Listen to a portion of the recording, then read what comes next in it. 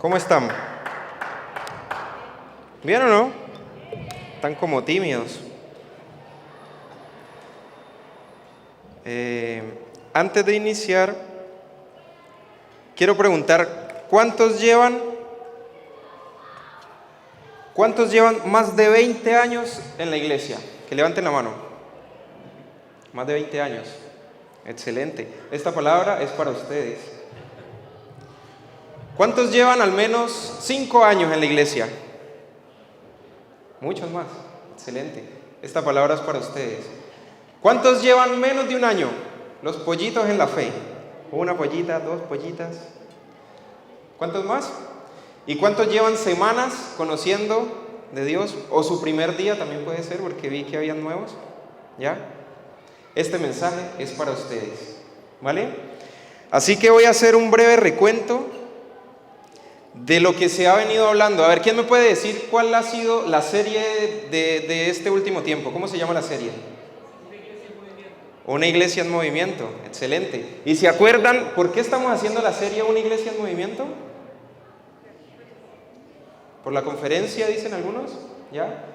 Está bien, pero ¿cuál es el motivo? ¿Cuáles son como lo que nos llevó con el pastor, con todos los líderes a hacer esto? ¿Ya? ¿No se acuerdan, cierto? Vamos a recordarlo un poquito. Hay algunos que por ahí se pueden acordar. ¿Ya? Entonces, vamos a recordar, y son 3 puntos. Y lo dijo el pastor en la primera vez que predicó, cuando inició. 1, lo primero es llevar a la iglesia, a todos somos la iglesia, ¿cierto?, a una movilización general en la expansión del reino de Dios, destacando la gran comisión, que es ir y hacer discípulos. Esa es la primera. ¿Tienen claro? Ya. Segunda, seguir promoviendo el trabajo de la participación en los GPS. ¿Cuántos participan en GPS? Levanten la mano ahí. Excelente, todos. ¿Ya? Seguir promoviendo eso, ¿ya? Porque a través del GPS es el modelo que nosotros estamos tomando como expansión. Y no solamente aquí dentro de Rancagua, tenemos GPS fuera de Rancagua, fuera de la región. Y tenemos 2 GPS fuera de Chile también. Tenemos en San José de los Campos, tenemos allá el Marquito, y tenemos otro en Madrid, España. Ójale, tío, ya estamos internacionales. ¿Cuántos quieren ir a abrir GPS a Estados Unidos, a Canadá? Bueno, excelente. Y tercero, para que recordemos allí, también es habilitar y reconocer los dones repartidos por el Espíritu Santo en medio de la iglesia. ¿Ya? Esos son los 3. Entonces, por eso, hoy yo me quiero pegar de este último punto, que es que una iglesia en movimiento reconoce todos los dones. Todos los dones. Entonces, vamos a orar aquí para iniciar. Señor, te damos muchas gracias. Te pido, Padre Celestial, que seas tú hablando, Señor Jesucristo, a través de mí hoy, Dios. Que cada uno de ellos, Padre Celestial, sea buena tierra, Dios. Que esta palabra caiga ahí como una semilla, Padre Celestial, y pueda brotar, Padre Celestial, y también dar frutos, Padre de la gloria. Te damos gracias, Señor, por cada uno de los que están aquí, Señor, por las familias representadas, Dios, y te pedimos, Señor, de que seas tú haciendo lo que se te plazca el día de hoy, Dios, en el nombre de Jesús. Amén. Ya, ahora sí. Dice, los que ya llevamos tiempo en el Evangelio, podemos identificar cuáles son nuestros dones, ¿cierto? Yo creo que si le pregunto a los que decían que tenían 20 años, ¿cuál es tu don? Unos van a decir, no, yo soy de servicio, yo soy pastoral, yo soy profeta, yo hago milagros, levanto muertos, qué sé yo, ¿ya? Porque hay de todo. Los que llevan menos, yo creo que tal vez están ahí recién conociendo cuáles son esos dones, ¿cierto? Y los que están recién iniciando se están preguntando, ¿y qué es un don? ¿Cierto? Entonces, para los que ya saben, para los que medio saben, y para los que no saben, va esta prédica. Por eso les decía yo al principio. Entonces, para que conozcamos cuáles son los dones y los que no sepan, se vayan identificando, vamos a leer allí, ¿ya? Hay 3 listados principales dentro de la Biblia. Uno aparece en Efesios 4, 7 al 13, que no vamos a leer, así que lo pueden anotar ahí, lo pueden leer en su casa. Otra está en Romanos 12, del 6 al 8, que tampoco vamos a leer, ya, así que anótenlo ahí, lo pueden leer en su casita. Y la última está en Primera de Corintios 12, del 4 al 11 y versículo 28, y esa sí la vamos a leer, ¿ya? Así que si el Mateo lo puede poner allí, Primera de Corintios 12, del 4 al 11 y el 28. Yo aquí tengo la versión NTV, no sé cuál van a poner ahí. Dice: hay distintas clases de dones espirituales, pero el mismo Espíritu es la fuente de todos ellos. Hay distintas formas de servir, pero todos servimos al mismo Señor. Dios trabaja de maneras diferentes, pero el mismo Dios quien hace la obra en todos nosotros. A cada uno de nosotros se nos ha dado un don espiritual para que nos ayudemos mutuamente. A uno, Él les da la capacidad de dar consejos sabios. A otros, el mismo Espíritu le da un mensaje de conocimiento especial. A otros, el mismo Espíritu le da gran fe. Y a alguien más, ese único Espíritu le da el don de sanidad. A uno le da el poder para hacer milagros y a otros la capacidad de profetizar. A alguien más le da la capacidad de discernir si un mensaje es del Espíritu de Dios o de otro espíritu. Todavía, a otros se le da la capacidad de hablar en idiomas desconocidos, mientras que a otros se le da la capacidad de interpretar lo que se está diciendo. Es el mismo y único Espíritu quien distribuye todos esos dones, solamente Él decide qué don debe tener cada uno. Vemos en el verso 7 que dice que Él nos da un don, ¿pero para qué? Para que sirvamos a otros. Y en el verso 31 dice: por lo tanto, ustedes deberían desear encarecidamente los dones que son de más ayuda. Ese verso 31 me gusta mucho porque sí, tal vez Dios te ha dado un don, pero no quiere decir de que sea el único que puedas tener, ¿cierto? Porque Él dice ahí que nosotros debemos desear, que nosotros debemos pedir otros dones. Y dice ahí, encarecidamente, los dones que son de más ayuda. Ojo, no está diciendo los dones más importantes, porque muchas veces también tildamos eso de que estamos como que comparando los dones. Lo mismo que con el pecado, ¿no? Es que este pecado es más grave, este es menos grave. Este don es más importante y este es menos importante. Entonces, no es así, chicos. Todos los dones son necesarios. Acuerden que Dios nos compara a nosotros como el cuerpo, ¿cierto? Cada parte, cada miembro tiene una función, ¿cierto? Yo no puedo caminar con la nariz, yo no puedo caminar con los oídos, ¿ya? Tampoco puedo salir a trotar con las manos, no. Cada parte del cuerpo cumple una función. Entonces, así mismo, por eso Dios reparte a cada uno un don específico, porque la iglesia es gigante y se necesitan muchas cosas. ¿Sí entienden? ¿Vamos hasta ahí? Ya. Entonces, ya, hablamos de aquí algunos dones, pero vamos a ver rápidamente algunos y qué significan, para qué se utilizan. Entonces, el don de la sabiduría. ¿Alguno tiene el don de la sabiduría aquí? Excelente, Pablito. Va más allá de la sabiduría humana, porque muchas veces sí, dice la Biblia que no nos apoyemos en nuestra propia prudencia, ¿cierto? Muchas veces nosotros nos creemos sabios, no sé, me he leído 45 veces la Biblia, yo ya me la sé casi de memoria, pero eso no es suficiente, ¿ya? Porque esta sabiduría no es la sabiduría humana, la sabiduría que nosotros vamos al colegio, a la universidad a estudiar, de que estamos aquí en las clases de MFI, no, va más allá. Es tener la capacidad de saber discernir lo que es correcto dentro de la voluntad de Dios en una situación específica. Esa es la sabiduría. El conocimiento es otra cosa. Dice, saber o recibir la revelación de algo sobre una persona o situación sin haber recibido la información por medios naturales. ¿Ya? Entonces llega alguien aquí y el Señor te pone esa persona, y tú ya sabes, sin que alguien, el que lo haya invitado, te haya dicho. Fe. ¿Cuántos tienen fe? Todos, ¿cierto? Pero ¿por qué aparece la fe como un don también? Porque también va más allá. Dice, es la confianza total en las promesas de Dios que no cede frente a las circunstancias adversas. Es mayor que la fe normal que tenemos todos los cristianos. Entonces podemos decir de que todos los que iban en la barca, ¿se acuerdan? Los discípulos iban en la barca, todos tenían fe. Pero ¿cuál fue el que tuvo el don de la fe ahí? Pedro, ¿cierto? Él salió y empezó a caminar por las aguas. Entonces eso nos identifica ya cuando está el don de la fe. Don de la sanidad. Se dice solo, ¿cierto? No lo vamos a leer. Poderes milagrosos, dice, hacer señales y prodigios más allá de las leyes naturales para mostrar la presencia y el poder de Dios en una situación particular. Esos poderes no los hacemos nosotros. ¿Quién lo hace? Dios. ¿Se acuerdan un profeta que se burlaba de los profetas de Baal? Le decían, ya, hagamos un altar y que su Dios sea el que lo prenda. Y nunca pasó nada. Mientras que Elías, como dice ya el pastor Pablo, Elías oró y eso que la madera que estaba ahí le habían echado mucha agua, pero aún así Dios fue el que hizo. Entonces, esos son los poderes milagrosos, ya, cuando Dios te utiliza. Profecía, comunicar una palabra de parte de Dios, un versículo o pasaje que aplica a una situación específica con el fin de ¿qué? De exhortar o animar.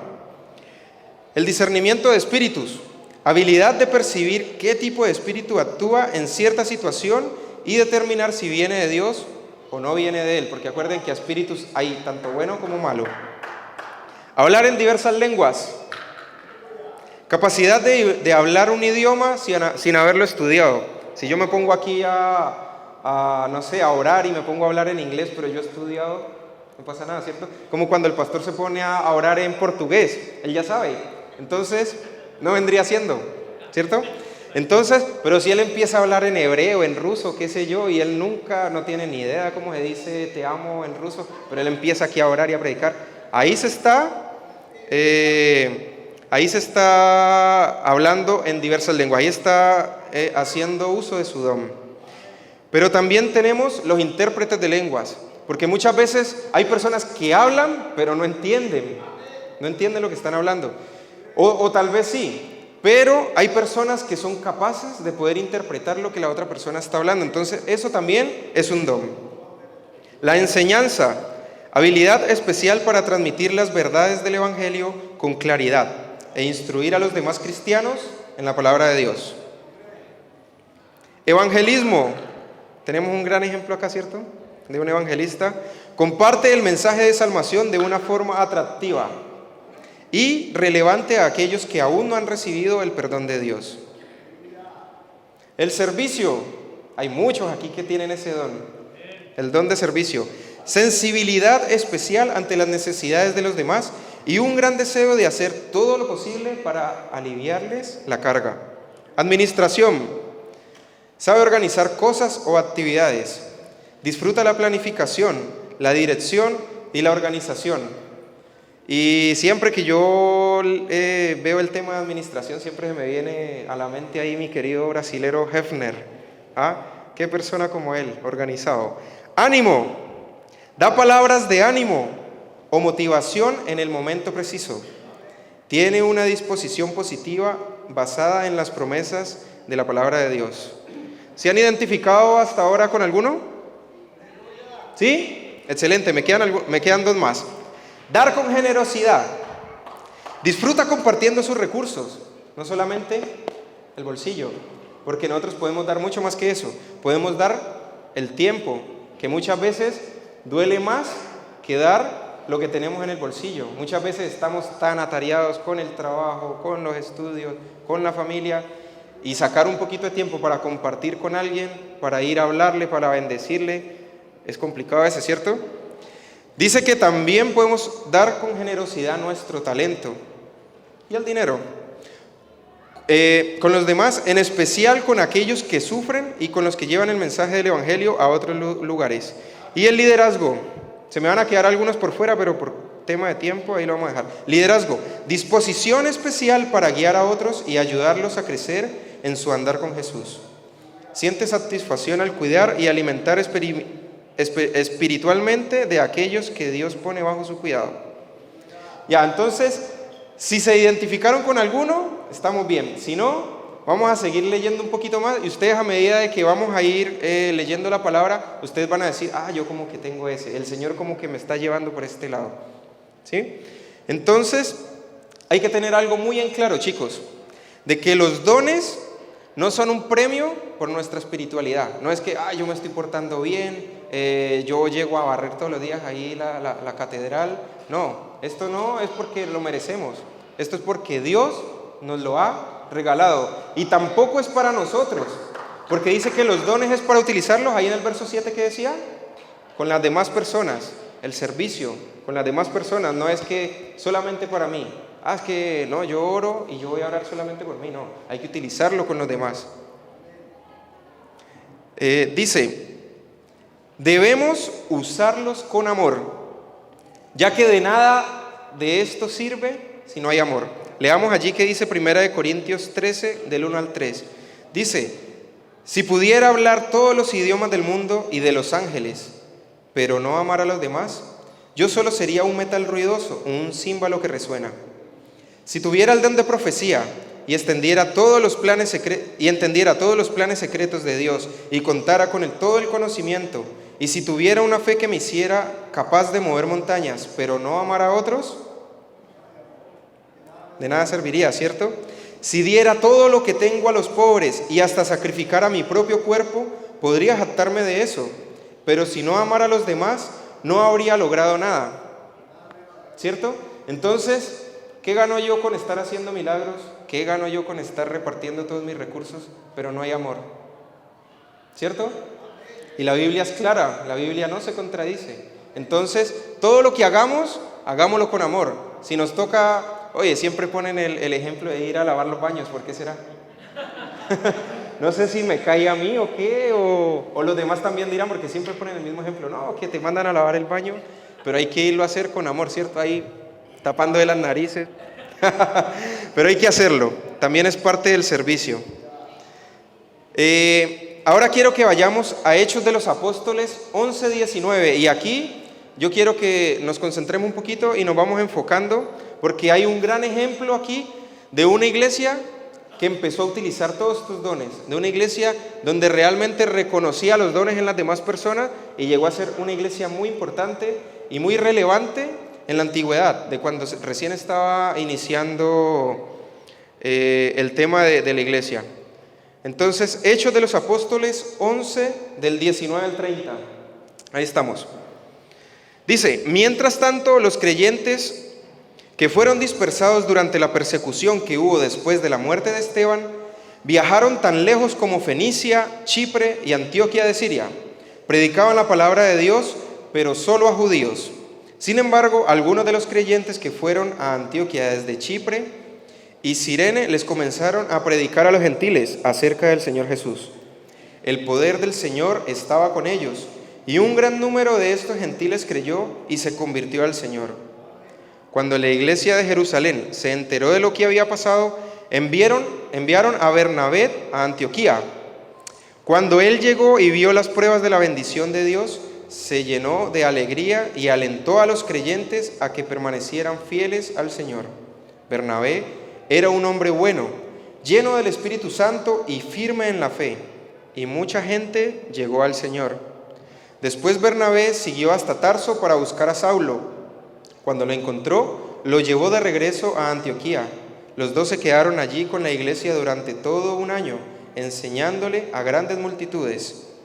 Fue en Antioquía donde por primera vez a los creyentes los llamaron cristianos. Ya saben de dónde sale nuestro nombre entonces.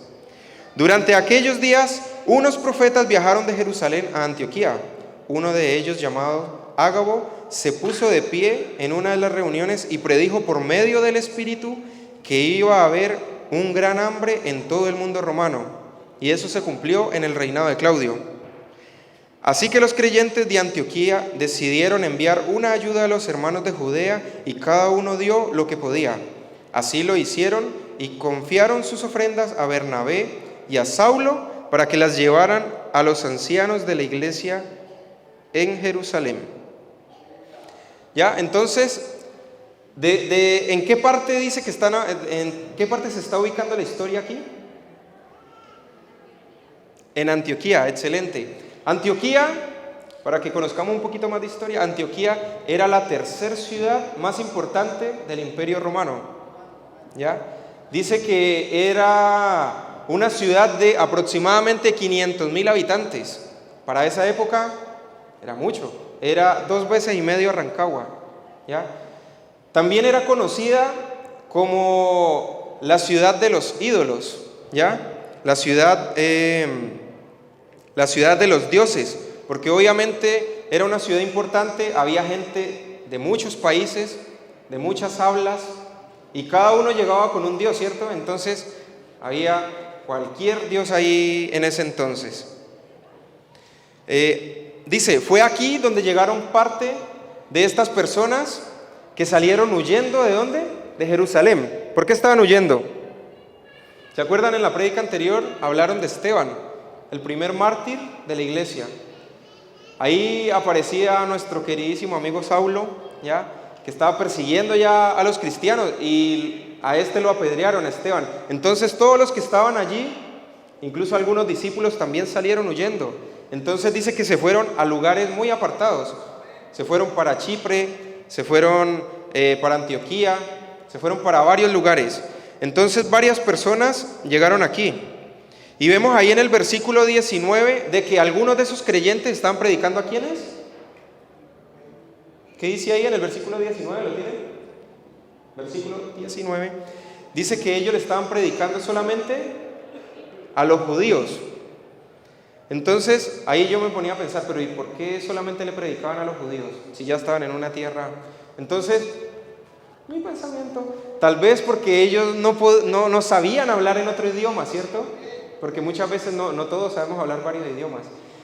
O tal vez porque también les daba vergüenza, no sabían cómo hablarles a otras personas que no conocieran. Entonces esta clase de personas se encargó de enseñarle a los judíos, a los que hablaban su propio idioma. En el verso 20 y 21 tenemos otros predicadores, pero estos sí fueron y le predicaron a los gentiles. Y si ustedes ponen a ver una ciudad de 500,000 habitantes, yo creo que los judíos tenían que ser mucho, pero para 500,000 yo creo que tuvo que haber sido una minoría dentro de toda esa ciudad. Entonces ellos dijeron, pero ya los judíos, hay gente predicándole a los judíos, pero nosotros vayamos a los gentiles. Y ellos empezaron a predicar y dice que Dios los utilizaba y se convirtieron muchos. Dice que se convirtieron demasiados. En el verso 22 y 24, aquí ya empezamos con un personaje, Bernabé. ¿Quiénes conocen a Bernabé? ¿Han llegado a escuchar de Bernabé? ¿Ya? Bernabé, me gusta mucho ese personaje, ¿ya? Porque lo vemos en capítulos anteriores, ahí mismo en Hechos, de que él obviamente no se llama Bernabé, sino que aquí vamos a entender por qué le dicen Bernabé. Dice, Bernabé, su verdadero nombre era José. José era un levita, pero él había nacido en Chipre. Chipre, ¿ya? En una pequeña isla, ¿ya? Su verdadero nombre era José. Pero los apóstoles lo apodaron Bernabé. ¿Y qué significa Bernabé? Hijo de ánimo. Eso significa Bernabé, hijo de ánimo. Y mire, los apóstoles ahí no conocían mucho todavía acerca de Bernabé, pero ellos, para poderle haber puesto ese apodo y haberle dicho eso, que su significado era hijo de ánimo, era porque realmente reconocían a él que era una persona que animaba. Y más adelante, cuando sigamos leyendo, ahí vamos a entender que realmente no se equivocaron. Ya esta persona, la primera vez que se habla ahí de Bernabé, dice que él vino y vendió el terreno que tenía, y vino y se lo entregó todo ahí a los apóstoles. También vemos una historia ahí triste de otros que también vendieron todo lo que tenían, pero se quedaron con parte de él y murieron, tanto la mujer como el esposo murieron ahí. Pero este Bernabé no, este Bernabé dijo, yo vendo todo, yo quiero ayudar, y entregó absolutamente todo. Entonces vemos en Bernabé que tenía un corazón dadivoso, pero ahí también en el versículo dice que era además un hombre bueno, era lleno del Espíritu Santo y firme en la fe. Entonces tenía muchas cualidades este Bernabé. No era un hombre perfecto, porque ninguno somos, ¿cierto? Pero tenía muchas cualidades. Este fue enviado ¿por quién? Según lo que leímos ahí, lo envió la iglesia de Jerusalén, porque obviamente ellos ya habían escuchado que algo estaba pasando en Antioquía, algo estaba pasando allá. Entonces si llegó de Antioquía, que era súper lejos, hasta Jerusalén, llegó al oído de todos los creyentes allá, oiga, se están convirtiendo muchos en Antioquía, están predicando de la palabra de Dios. Y ellos decidieron enviar a Bernabé a ver qué era lo que estaba pasando. Entonces Si enviaron a esta persona era porque realmente estaban haciendo buen trabajo allá, ¿cierto? Estaban haciendo buena pega. Como dicen ustedes, buena pega. En el verso 25 y 26 dice que Bernabé se fue a Tarso. ¿Y a quién se trajo? A Saulo.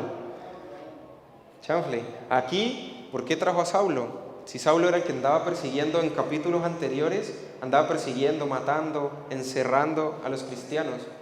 Pero entonces ahí, como para resumirle la historia, este Saulo, ustedes saben que en camino a Damasco, ahí Jesucristo le habló, lo dejó sin ver.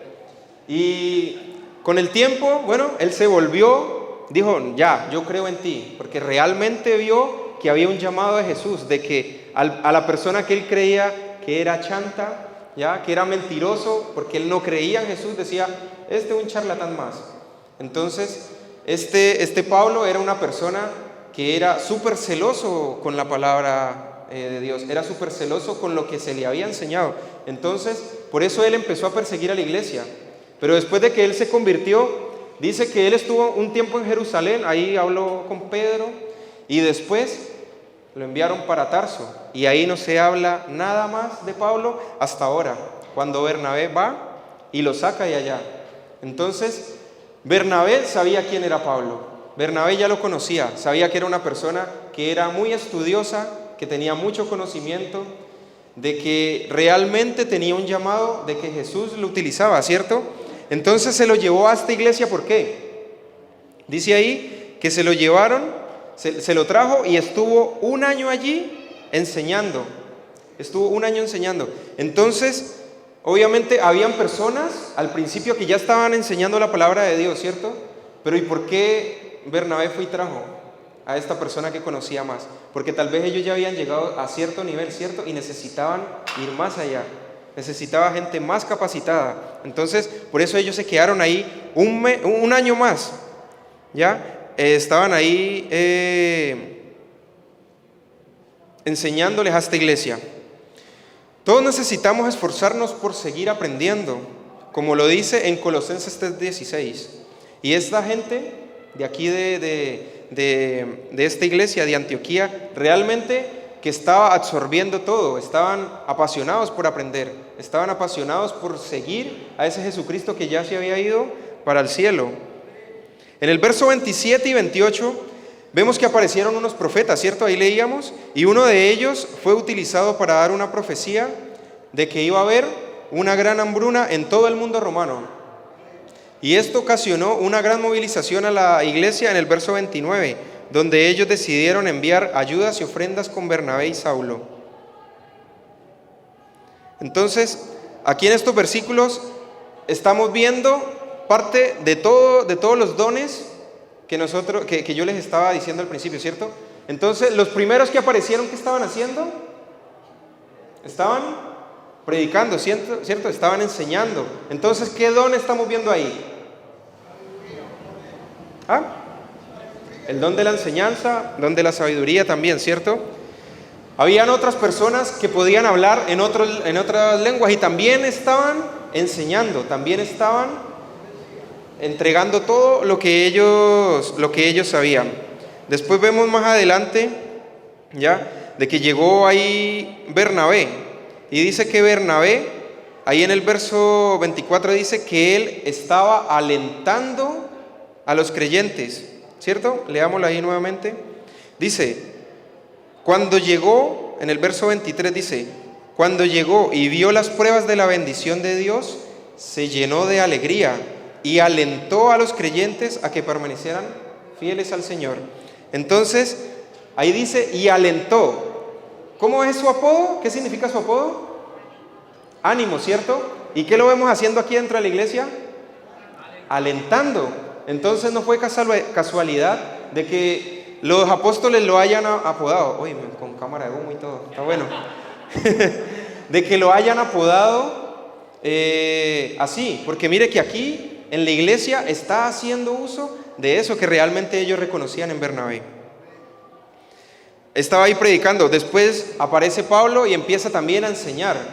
Entonces vemos una iglesia que al principio no era nada, ¿cierto? No era una iglesia, eran simplemente personas allí que vivían común y silvestre, como decimos allá en Colombia, con sus dioses, con sus ídolos, con todo eso, pero llegaron ciertos personajes allí que por X o Y motivo muchas veces van a pasar eso de que, por ejemplo, a estos pobres les tocó salir huyendo, ¿cierto?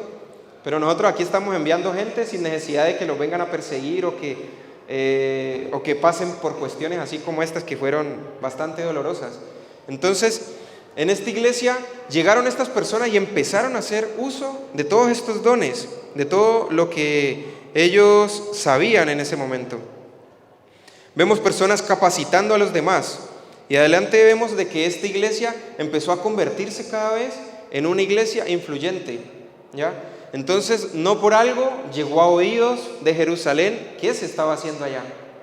Estas personas que tenían miles de dioses, que tenían miles de ídolos, empezaron a conocer al Dios verdadero.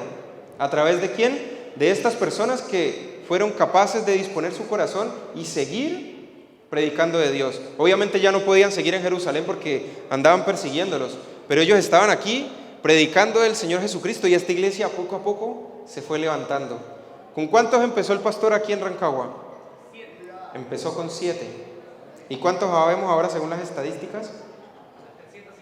350, ¿ya? Entonces todo es un proceso. Y así como esta iglesia se fue formando, yo también veía, y esta iglesia está pasando lo mismo en La Roca que lo que está pasando con la iglesia en Siria. Se están levantando maestros, se están levantando profetas, se están levantando, bueno, ustedes vieron aquí que sacaron a varios. Ahora van a ser pastores. Entonces, ¿por qué se necesitan más pastores? Porque esto va a seguir creciendo. Y no vamos a pretender tener 1000 ovejitas con 2 pastores nada más aquí, que el pastor Álvaro y el pastor Marco con su familia, ¿ya? Sería mucho trabajo para ellos, ¿cierto?